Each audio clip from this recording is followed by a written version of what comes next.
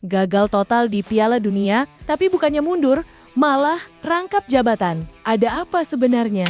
Kualifikasi Piala Dunia 2026 telah usai. Namun bagi sebagian negara, cerita justru baru dimulai setelah peluit akhir dibunyikan. Bukan soal kemenangan, bukan soal trofi, tapi soal tanggung jawab. Melalui akun Instagram pribadinya, Ferry Irwandi melontarkan kritik yang langsung menyita perhatian publik. Bukan sekadar opini biasa, tapi sindiran tajam yang menohok langsung ke jantung kepemimpinan Federasi Sepak Bola di berbagai negara. Dalam pernyataannya, Ferry membandingkan dua sikap yang sangat kontras.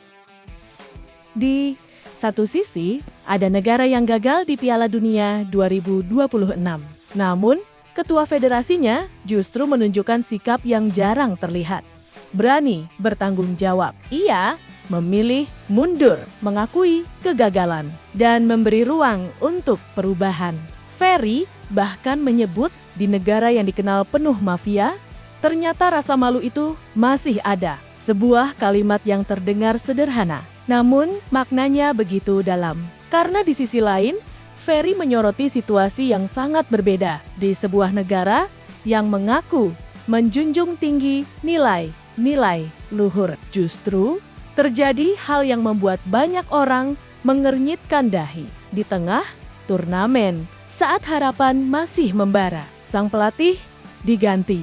Keputusan yang bukan hanya mengejutkan, tapi juga dipertanyakan. Lebih mengejutkan lagi, penggantinya adalah sosok asal Belanda yang dinilai belum layak untuk menangani tim sebesar itu. Alih-alih membawa perubahan positif, keputusan itu justru berujung petaka. Tim hancur.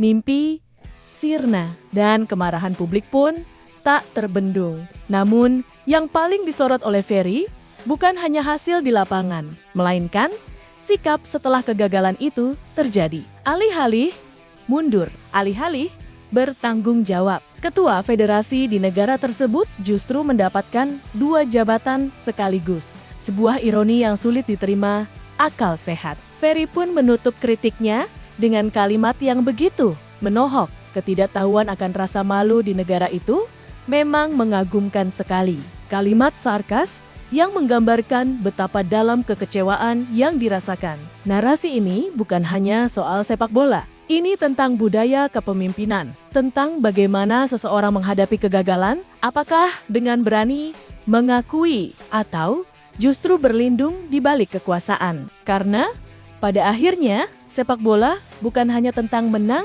dan kalah, tapi juga tentang integritas, tentang tanggung jawab, dan tentang rasa malu yang kini terasa semakin langka. Lalu pertanyaannya sekarang, apakah kritik seperti ini akan membawa perubahan atau justru hanya akan menjadi suara yang tenggelam di tengah hiruk-pikuk sepak bola?